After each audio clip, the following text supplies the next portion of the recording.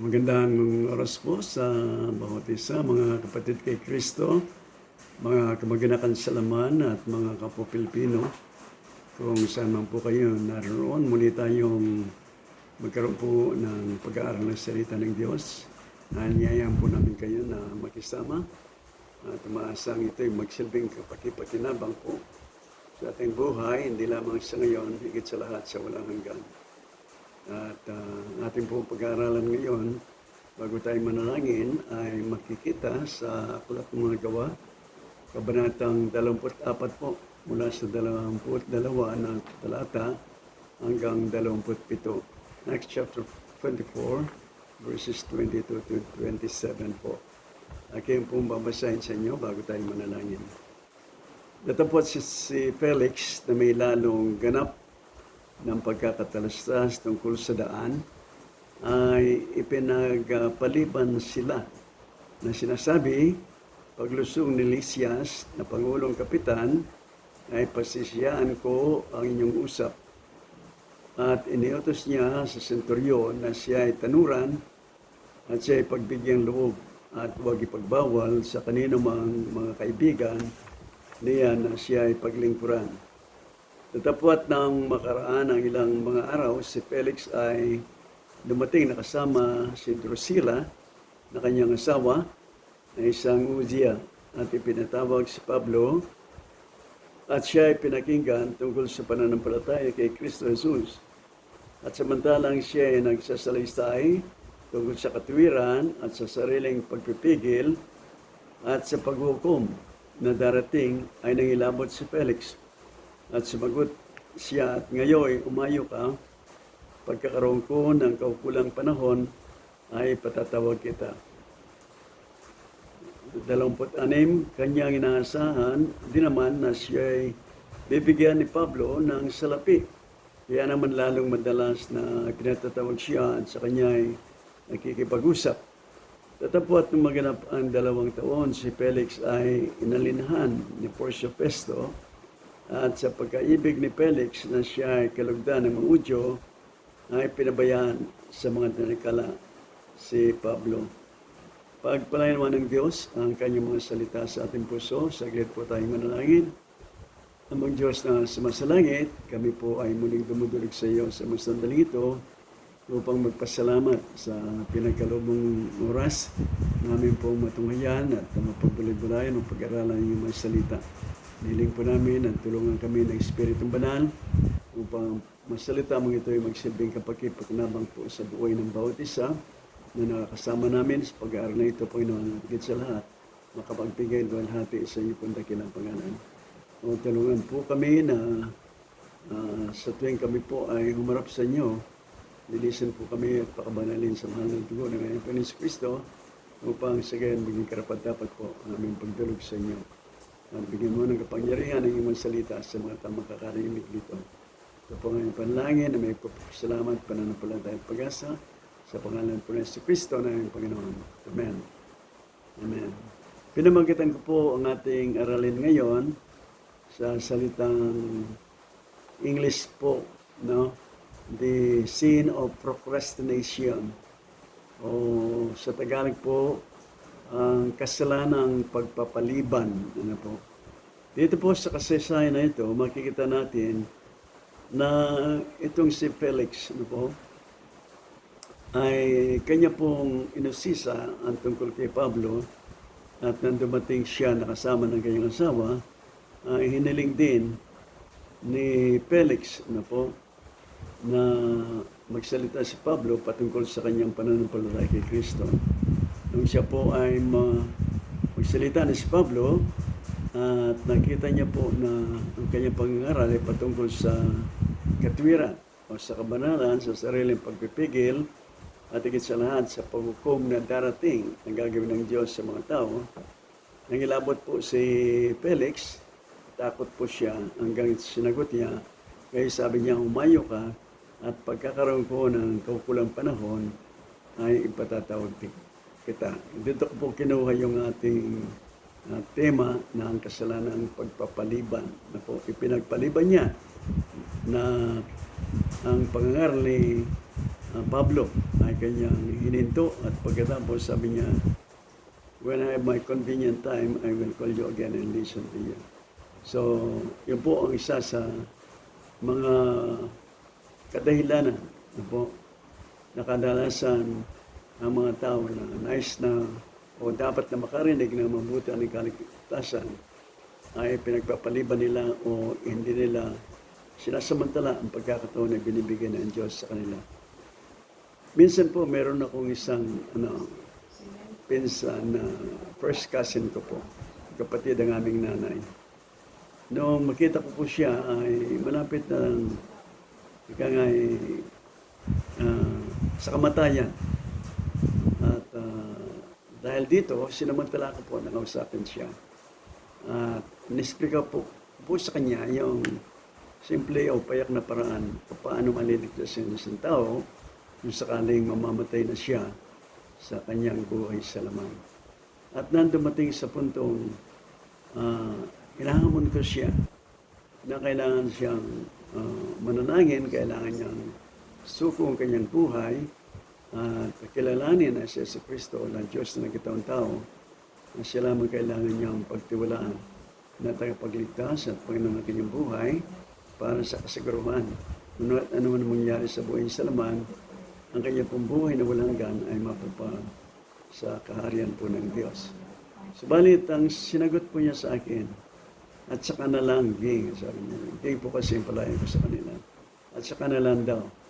At sabi ko sa kanya, bakit at saka na lang yung sinasabi mo? Tingnan mo ka ako yung kalagayan mo. Kailangan ka na talaga lumapit sa Panginoon, isuko mo ang buhay mo, may tawad, at pagtiwalaan mo si Kristo na siya makapagligtas sa iyo at wala nang iba pa.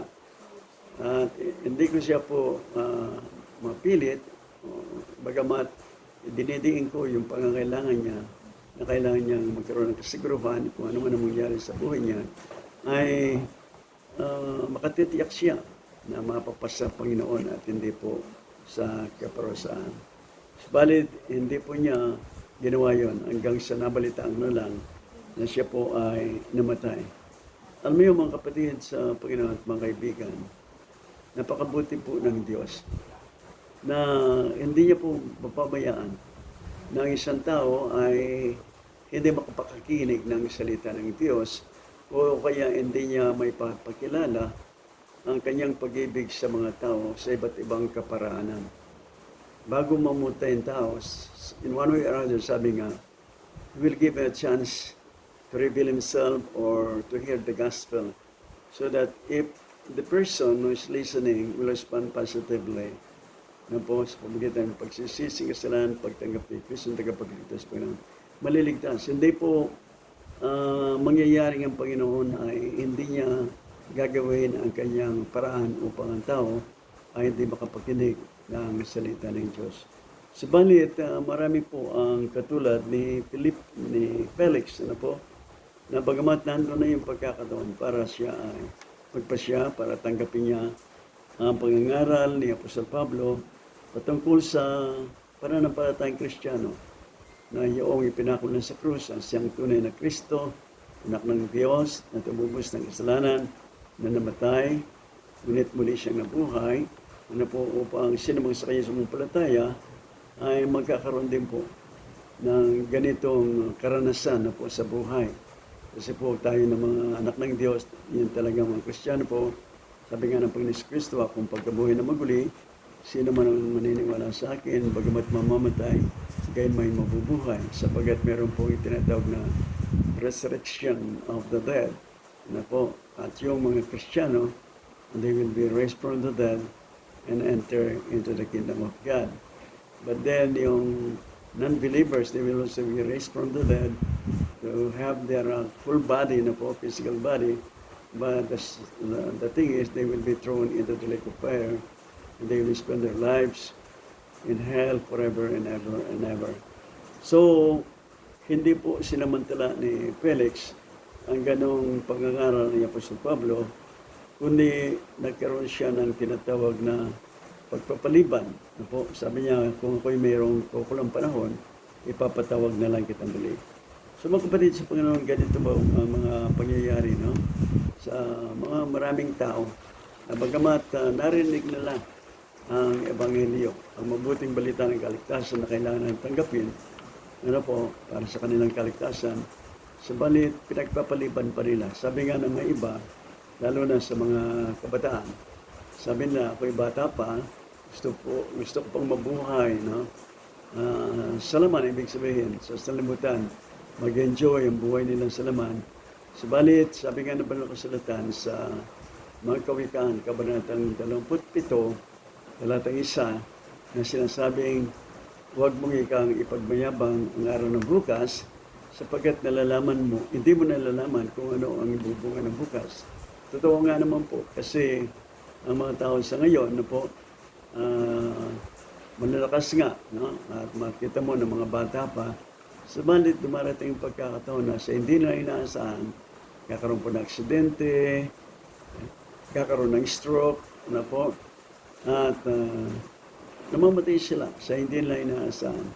Kaya kung yun ay hindi pa nakaranas ng kapanganaking espiritu sa pamamagitan ng pagsisising kasalanan dahil sa salita ng Diyos, ito ang ipinapangaral at humingi ng tawad sa Diyos at hindi pa nila tinanggap ng personal ang tagapagligtas at Panginoon na sa Kristo para sa kanilang kaligtasan, yan po, namatay na walang kasiguran doon. Kung kaya hindi natin pwedeng ipagmayabang, ipagpaliban pa. Kung narinig na natin ang Ebanghelyo, katulad ng pangangaral ko ngayon, at sa may mga pagkakataong pangangaral ko patungkol sa Ebanghelyo ni Kristo, na siya namatay, inilibing, muling nabuhay, magkit sa langit, o pangambawat sa kanya sa palataya, hindi na mapapahamak, kundi magkaroon ng buhay na walang hanggan. Ngayon, yung pananampalatayang sinasabi doon, yung pong personal na karanasan mo na tinanggap mo talaga sa Kristo sa buhay mo, and then you're willing to submit yourself to Him, willing to live for your honor and glory, para mapatunayan na yung pananampalataya mo ay tunay. Hindi po yung nakagisnan, hindi po yung nasa kaisipan lamang o nalalaman mo kasaysayan, kundi yung talagang naranasan mo na pinasakop mo yung sarili sa Kanya na siya ang iyong Panginoon mo at tagapagligtas at wala nang iba. So, sa sulat din ni Santiago, ganyan po sinasabi na ang sabi ng iba, okay, pupunta ako sa ibang bayan, ganito ang gagawin ko, ang may mga plano, subalit sabi ni Santiago, hindi nyo alam kung ano mangyayari sa araw ng bukas. Kaya kung ano man ang inyong plano, sabihin ninyo kung kalooban ng Panginoon, if it's God's will, ganun po. Sapagkat hindi natin hawak nating buhay. Kaya ang pinag-aaralan po natin ngayon ay kasalanan ang magpapaliban pa. Sapagkat anong malay natin, bukas sa makalawa, lalo na sa mga panahon ito, ay kukuhanin ang ating buhay dito. Saan ba natin gugugulin ang ating walang hanggang buhay? Kung tayo po ay nakaranas ng kapanang Espiritu, ito na spiritual birth, repentance of sin, and personal faith in Christ, makakatiyak tayo. Sinasabi kasi ng Biblia yan, na kapag ikaw ito may naging anak ng Diyos dahil kay Kristo Jesus, ipinanganak ka na, hindi sa laman, hindi sa dugo, hindi sa kalooban ng tao, relihiyon o anuman, kundi sa gawa ng Espiritu ng Diyos, at sa pamagitan ng kanyang salita. Kapag ka nagkaroon ka ng sariling pagpapasya na tinanggap mo sa buhay mo si Kristo ang tagapagligtas at Panginoon, doon po ngayon ang katiyakan ng kaligtasan ng iyong kaluluwa. Huwag ka na magpaliban, kaibigan. Nakikinig, suko mo na yung buhay ngayon at tanggapin mo na si Jesus Christ lamang na siyang tanging daan, katotohanan at buhay, at hindi ka makaparoon sa Diyos Ama. Hindi ka makaparoon sa langit, kundi sa pamagitan lamang niya. Sapagkat siya lamang ang tanging tagapagligtas. Siya lamang ang pangalang ibigay ng Diyos silang ng langit na sukat nating kaligtas. Walang reliyon, walang ibang pangalan tao o sinuman, kundi sa Kristo na Diyos na nagkatawang-tawang siya makapagligtas sa iyo. Ganito naman po ang kabaligtaran ng kasaysayan natin binasa sa taong si Felix. Kasi si Felix po, pagkatapos ng 2 taon, na inalinhan na siya, na palitan na siya ni Porcio Festo. At kaya hindi na po nagkaroon ng pagkakataon si Felix na mapakinggan niya si Apostol Pablo sapagkat napalitan na siya kanyang pwesto. Ganun din po minsan, yung tinatawag na opportunity na ibinibigay ng Diyos sa atin to hear the gospel, ano po, to experience spiritual birth. Sometimes we neglect on that or we avoid on that or sabihin natin, at my convenient time, I will listen to it. At my convenient time, and make a decision. Hindi po ganun. Ngayon na po. Ganito naman po ang kabaligtaran ng kasaysayan nito. No? Doon sa kay Felix at dito sa isang bulag na nagangalang Bartimeo. Babasahin po sa inyo sa Lucas, Kabanatang 18, po. Sa talatang 35 hanggang sa mga sumusunod na talata. Ganito po sinasabi. At nangyari na nalalapit na sila sa Jericho, isang bulag ay nakaupo sa tabi ng daan na nagpapalimos. Pangalan po niyang Bartimeus. At pagkarinig na nagdaraan ang maraming tao, ay tinanong niya kung ano ang ibig sabihin noon. At sinabi lang sa kanya na nagdaraan si Jesus na taga Nazaret. At siya nagsisigaw na sinasabi, Jesus, ikaw na anak ni David, mahabag ka sa akin. At siya ay sinaway ng nangasa unahan upang siya ay tumahimik. At siya ay lalong nagsisigaw, ikaw na anak ni David, mahabag ka sa akin. Talatang 40 na po. At si Jesus ay tumigil at ipinagutos na dalhin siya sa kanya. At nang may lapit siya, ay tinanong niya sa kanya, anong ibig mo na sa iyo'y gawin ko? At sinabi niya, Panginoon, natanggapin ko ang aking paningin. At sinabi sa kanya ni Jesus, tanggapin mo ang iyong paningin, pinagaling ka ng pananampalataya mo. At pagdakay, huling talata po, at pagdakay tinanggap niya ang kanyang paningin at sumunod sa kanya na niluluwalhati ang Diyos at pagkakita nito ng buong bayan ay nagpuri sa Diyos. Ito naman po ang kabaligtaran na kasaysayan ni Felix dito sa kay Bartimeo bulag. Ano po? Nang marinig niya na si Jesus ay nagdaraan doon sa papuntang Jericho. Actually po, ayon sa mga komentaryo, itong pagdadaan dito ni Jesus sa Jericho, ito na yung pinakahuling pagdaraan niya. At mapasa Jerusalem na upang doon siya parusaan ay papako sa krus. Hindi na po siya muling babalik sa bayan ng Jericho. So ngayon, dito nung marinig ni Bartimeo, yung maraming tao na po na nagdaraan doon, tinanungan niya, inusisa niya, bakit? Maraming tao. Sabi lang sapagkat si Jesus na taga Nazaret ay nagdaraan dyan. Doon po na laman ni Bartimeo na ang Panginoon si Kristo ay nandoon nagdaraan sa malapit sa kanya. Kaya sumigaw siya na sinabing anak ni David, mahabag ka sa akin. Ito po ang kanyang kahilingan. Ito ang kanyang panalangin. Ano po? At sa kanyang pagnanasang tulungan siya ng Panginoon si Kristo, sinaway siya ng marami. Sabi niya, tumahimik ka. Huwag kang magulo. At subalit, kung kailan siya pinatatahimik, ano po, lalo pa siyang sumigaw ng malakas na Jesus, anak ni David, mahabag ka sa akin. So ating Panginoon Kristo, sapagkat po siya ay Diyos na nakakaalam ng lahat ng mga bagay at alam niya ang sitwasyon ni Bartimeo, kaya siya po ay tumigil sa kanyang paglalakad at pinagutos na dalhin sa kanya si Bartimeo. At makalapit na siya, tinanong ng Panginoon Kristo, anong ibig mong gawin ko sa iyo? Sabi niya, Panginoon, sabi niya, tanggapin ko ang aking paningin. At sa sinabi niya ganoon, sabi ng ating Panginoon Kristo, o tanggapin mo ang iyong paningin, pinagaling ka ng iyong pananampalataya. Kapag daka, ano po, tinanggap niya ang kanyang paningin. Ano po? At sumunod sa kanya at niluwalhati ang Diyos. Pagkakita ng buong bayan, nagpupuri rin sila noon, nagpuri sila sa Diyos. Ang ibig po sabihin nito,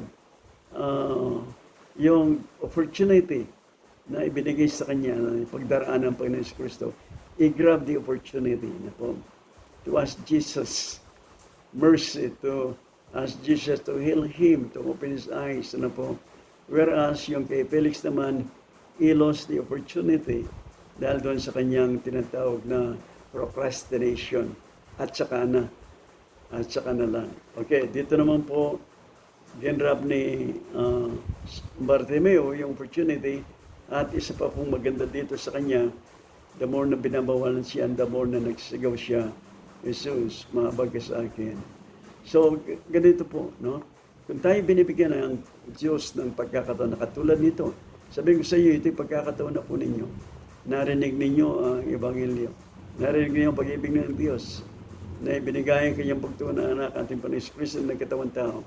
Upang rito siya, upang tubusin ang ating kasalanan. Ang kanya pong katubusan ginawa ay para sa lahat ng mga tao.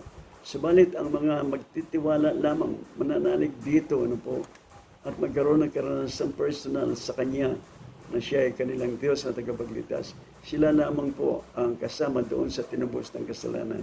Kaya mga kaibigan at mga kamag-anakan na nakikinig, ang pananampalataya sa Panginoon Kristo ay hindi po ito nakagisnan, hindi ito isang tradisyon, kundi ito isang personal na karanasan ng isang tao.